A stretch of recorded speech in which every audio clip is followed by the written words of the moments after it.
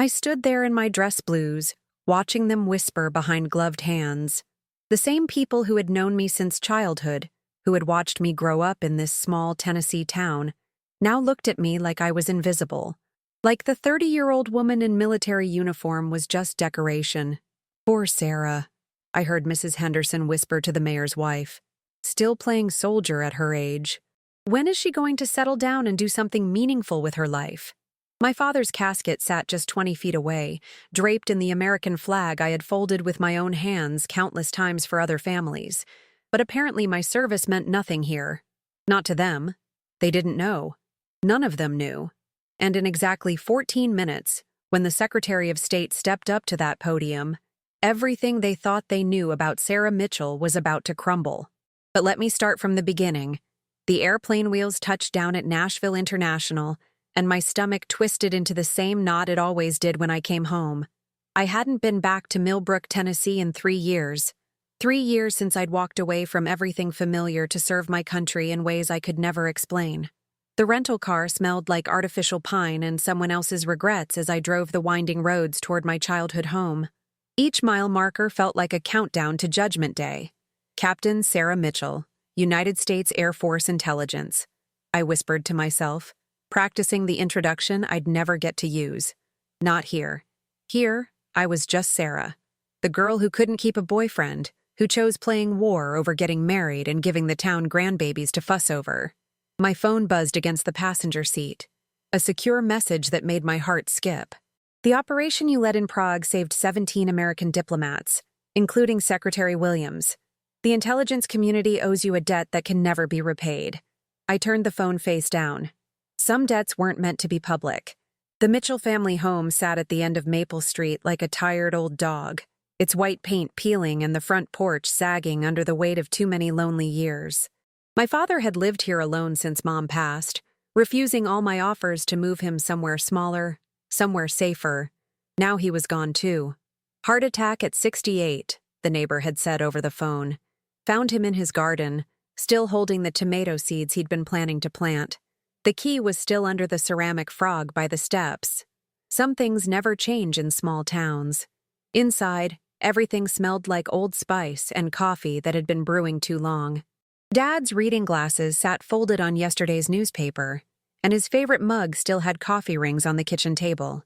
The one that said "World's Okayest Dad" that I'd given him for Father's Day. I stood in his living room, surrounded by 20 years of accumulated life, and let myself cry for the first time since I'd gotten the call. Not the controlled, silent tears I'd learned to manage during briefings about casualties and intelligence failures. These were the ugly, shoulder-shaking sobs of a daughter who had spent too many years trying to prove herself to a world that would never understand. The funeral director's card was propped against the sugar bowl, Millbrook Memorial Services, where every life matters. I almost laughed. If only they knew how much this particular life had mattered. Now, I knew your daddy real well, Mr. Caldwell, the funeral director drawled as he shuffled through paperwork. His office smelled like lilies and false sympathy. Salt of the earth, that man. Shame you couldn't make it back more often to visit. The judgment was there, wrapped in southern politeness like a dagger in silk. My work kept me busy, I said simply. Oh, yes, the military thing. He waved his hand dismissively. Well, I'm sure it's nice to have a steady paycheck, but nothing beats being close to family. I bit back my response. Steady paycheck. If he only knew that my steady paycheck had involved infiltrating terrorist cells, decoding communications that prevented international incidents, and spending 6 months undercover in Eastern Europe to gather intelligence that had saved more lives than this entire town contained. For the service, we usually have local folks speak, Mr. Caldwell continued. Mayor Thompson knew your daddy from the Chamber of Commerce, Pastor Williams from the church, Mrs. Henderson from the Historical Society. You know, people who really knew who he was. I'd like to speak as well, I said quietly. Of course, honey. Though you might want to keep it short. People don't really relate to all that military stuff, you know. I nodded and signed the papers, each signature feeling like another nail in the coffin of my hope that someday, someone in this town might see me as more than a disappointment in uniform. That evening, I sat on Dad's front porch with a beer and my secure phone, watching the sunset paint the Tennessee hills gold and purple. The call I needed to make wasn't going to be easy. "Sarah?" The voice that answered was crisp, authoritative, tinged with a slight New England accent that screamed Ivy League and old money.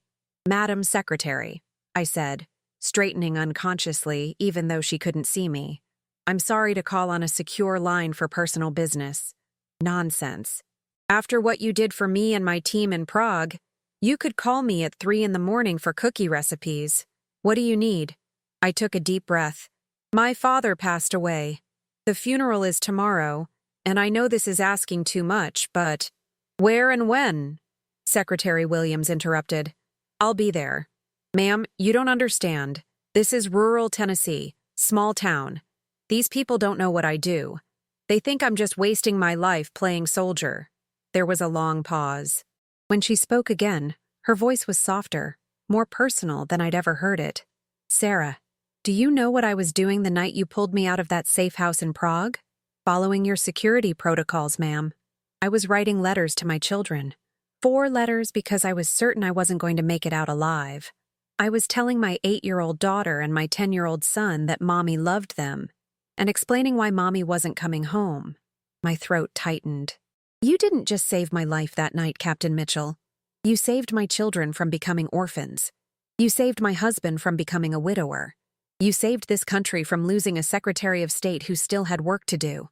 It was just my job, ma'am. It was heroism. And tomorrow, your hometown is going to understand exactly who Sarah Mitchell really is."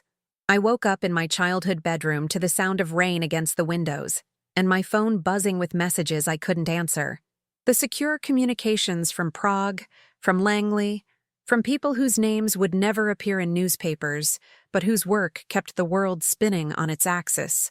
All of them sending condolences for a man they'd never met, whose daughter had saved lives they'd never know about, in places that didn't exist on any official map. The dress uniform felt heavier than usual as I put it on.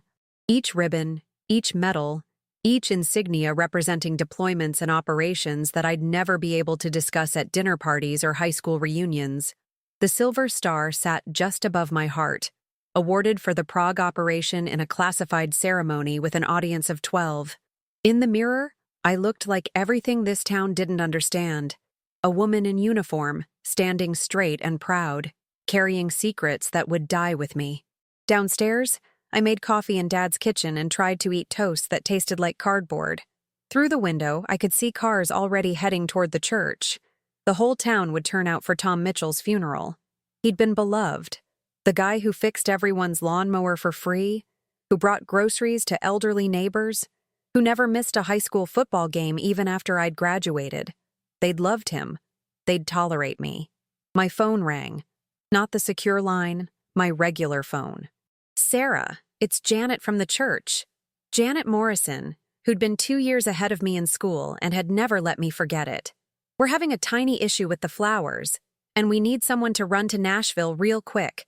Since you don't have family responsibilities," the implication hung in the air like smoke.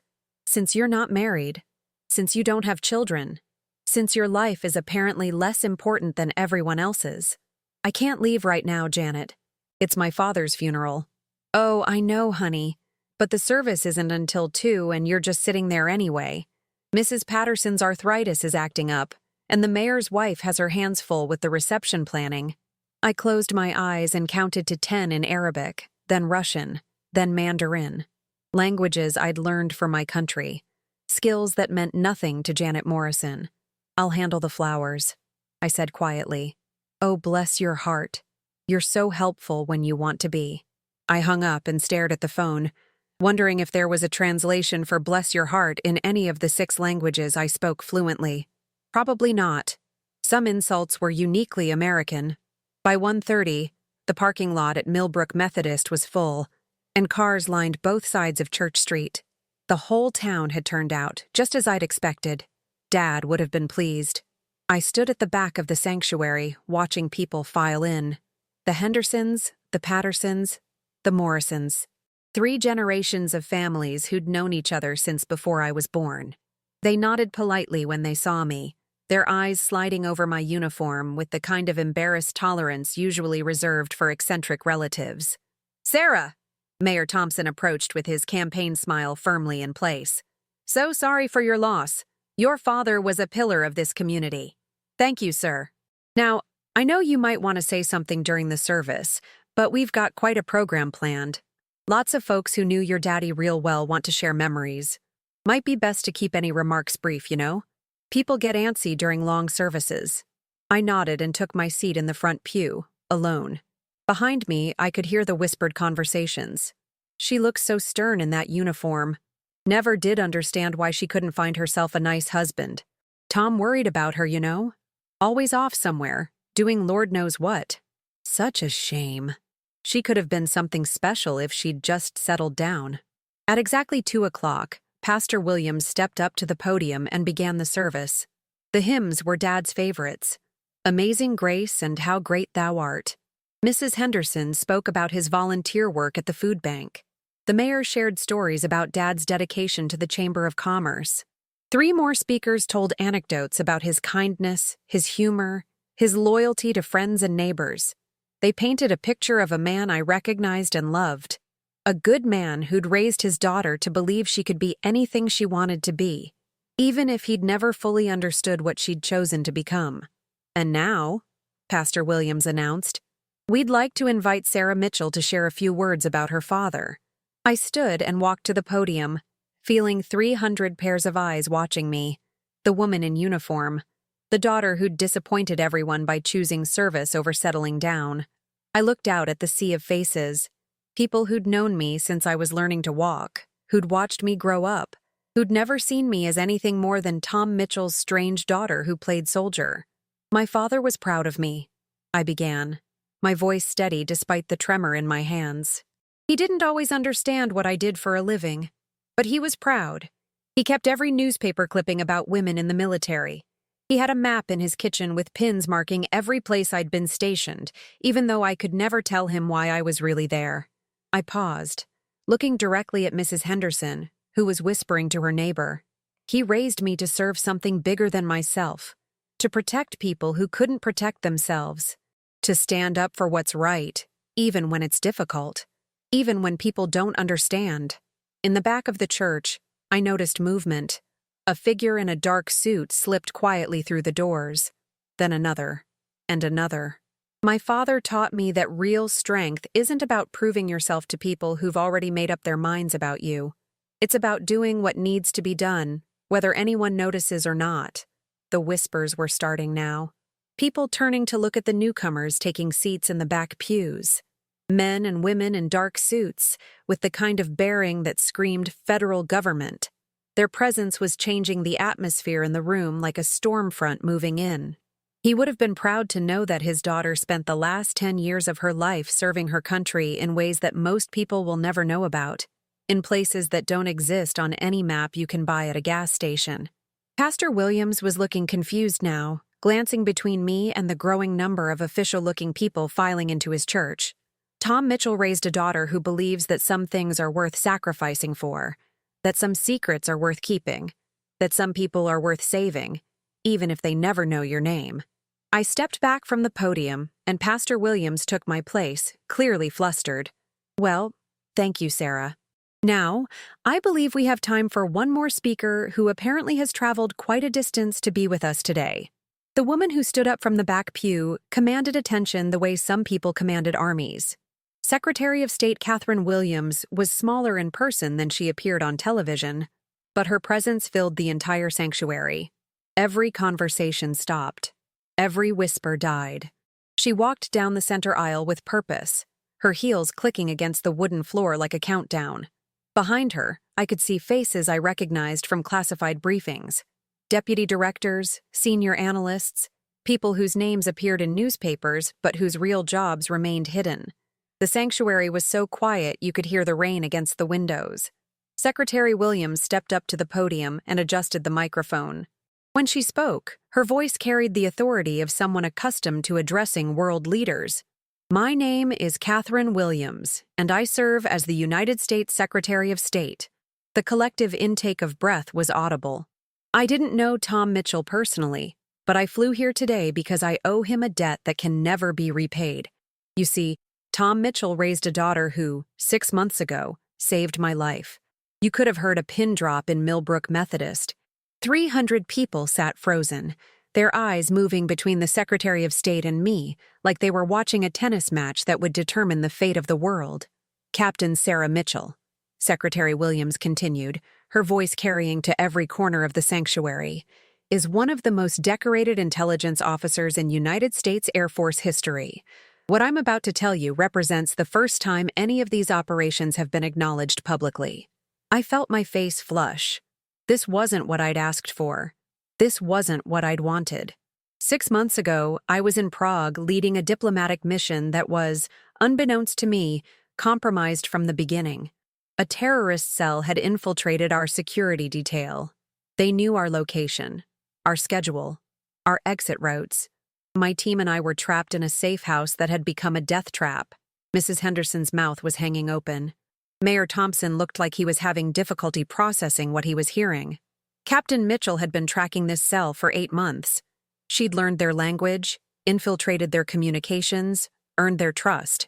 When she discovered the plot against my delegation, she had a choice: maintain her cover and preserve an operation that had taken years to develop, or blow her identity to save the lives of 17 American diplomats. The secretary paused, letting her words sink in. She chose to save us. She walked into that compromised safe house, knowing it meant the end of her mission, knowing it meant starting over, knowing it meant giving up intelligence that could have prevented future attacks. She chose 17 lives over her own career advancement.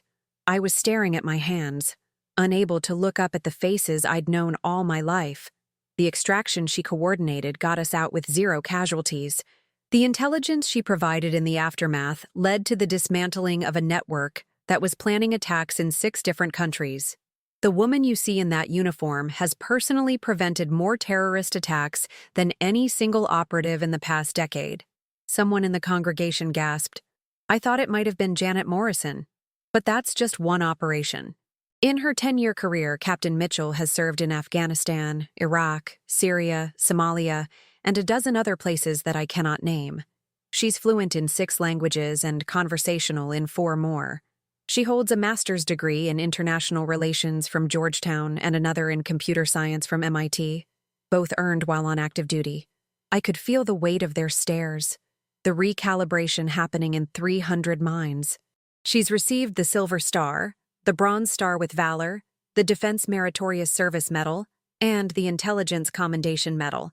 She's been nominated for promotions that she's turned down because she preferred fieldwork to administrative duties.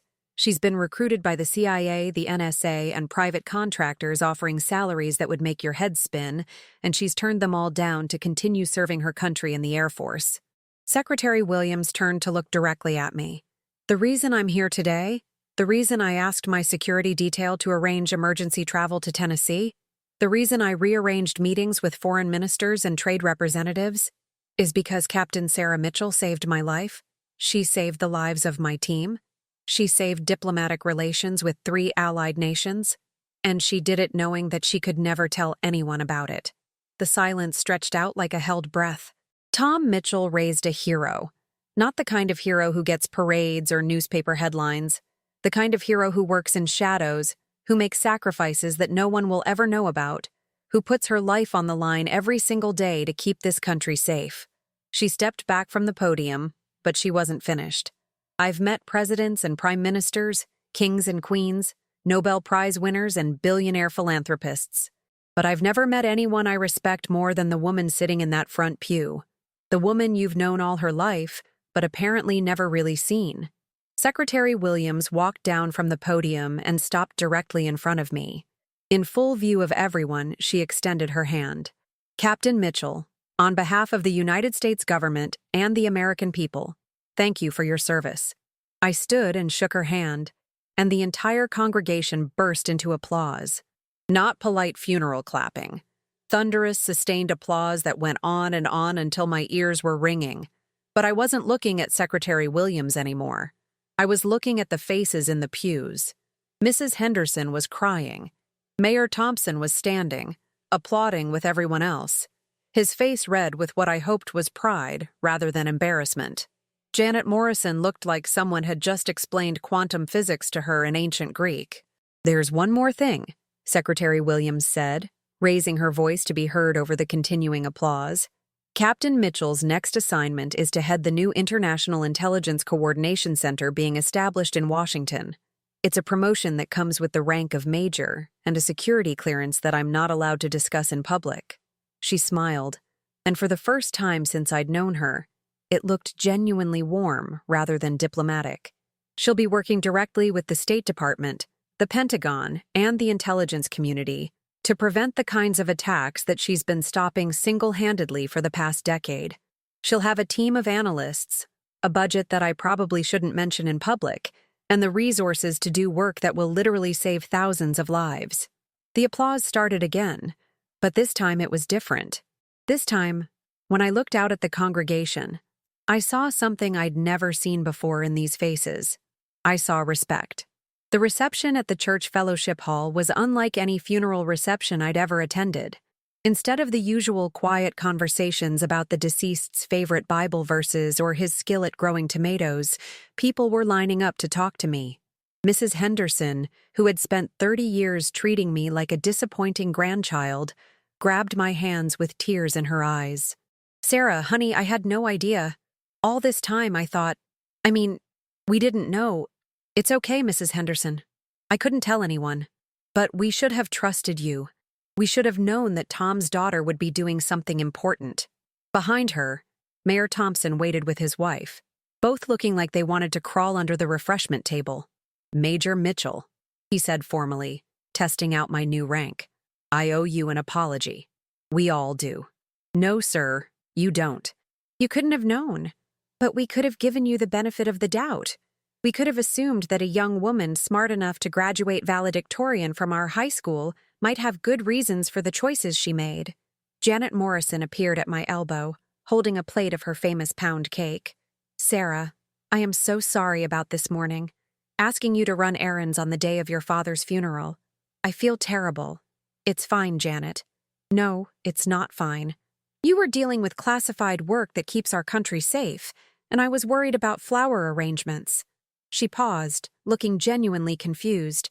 "How do you do it? How do you carry all that responsibility and still seem so normal?" I thought about the question seriously. How do you explain that normal is a luxury that people in my line of work can't afford? That every casual conversation is a potential security breach, every friendship a possible compromise, every homecoming a reminder of the gap between who you are and who people think you are? "I guess you just remember why you're doing it," I said finally. "Dad used to say that the best way to honor the freedom you've been given is to protect it for other people." Across the room, I caught sight of Secretary Williams talking quietly with Pastor Williams. She'd stayed for the entire reception, making conversation with small-town Tennessee folks like she'd been doing it all her life. Several members of her security detail were sampling Mrs. Patterson's famous banana pudding and talking shop with some of the local volunteer firefighters. "Sarah?" A voice behind me made me turn around. It was Tommy Morrison, Janet's son, who'd been 3 years behind me in school. He was wearing his Army National Guard uniform, and he looked nervous. "Hi, Tommy. I just wanted to say, I know it's not the same thing, but I served 2 tours in Afghanistan. I know what it's like when people don't understand what you do over there." He shifted his weight from foot to foot, clearly uncomfortable. "I never knew you were intelligence.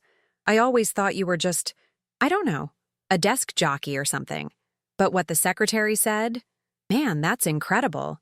You're like a real-life spy." "I'm just an Air Force officer, Tommy."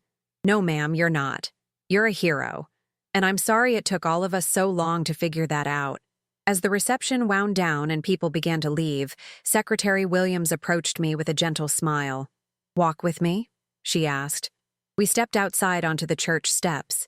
The rain had stopped, and the late afternoon sun was breaking through the clouds, turning the wet pavement into a mirror. "How are you holding up?"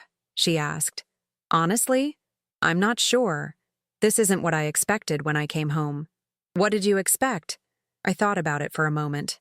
To bury my father quietly and leave. to get through another homecoming where I felt like a stranger in my own hometown. And now? Now I don't know what to think. For 10 years, I've been okay with being misunderstood. I've been okay with people thinking I was wasting my life because I knew the truth, but seeing their faces when they found out, I didn't realize how much it hurt until it stopped hurting. Secretary Williams nodded. It's hard, carrying secrets. It's harder when the people who should know you best don't really know you at all. Did you mean what you said about the promotion? Every word. The position starts in 6 weeks. You'll be working with a joint task force that includes representatives from NATO allies, coordinating intelligence sharing and threat assessment. It's exactly the kind of work you've been preparing for your entire career. She paused, looking out at the small town around us. But, Sarah, I want you to understand something. What happened here today, what I shared about your service, that was a one-time exception. The work you'll be doing in Washington will be just as classified as what you've been doing for the past decade. You still won't be able to talk about it.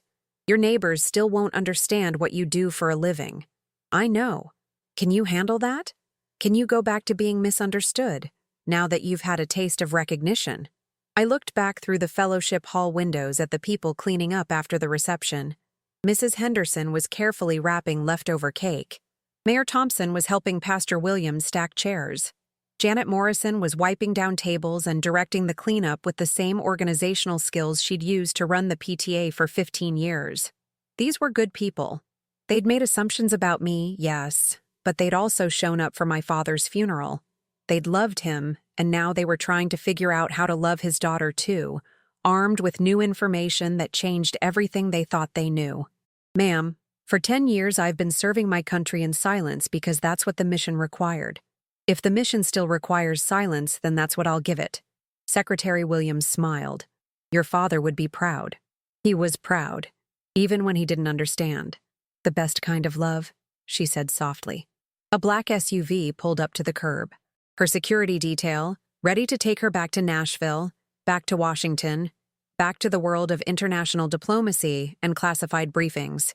Major Mitchell, she said formally, extending her hand again. I'll see you in Washington.